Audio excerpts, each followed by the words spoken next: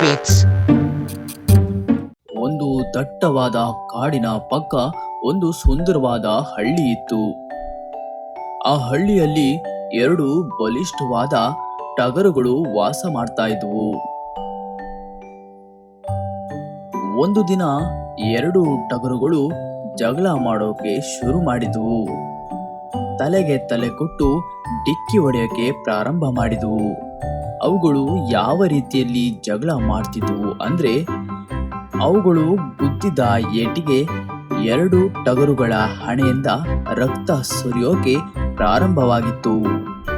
ರಕ್ತದ ವಾಸನೆಯನ್ನ ಕಂಡು ಹಿಡಿದು ಒಂದು ಕಳ್ಳ ನೀಲಿ ನರಿ ಗಿಡದ ಮರೆಯಿಂದ ನೋಡ್ತಾ ಇತ್ತು. ಹೇಗಾದ್ರೂ ಮಾಡಿ ಕುರಿಗಳನ್ನ ತಿನ್ನಬೇಕು ಅಂತ ಯೋಚನೆ ಮಾಡ್ತು.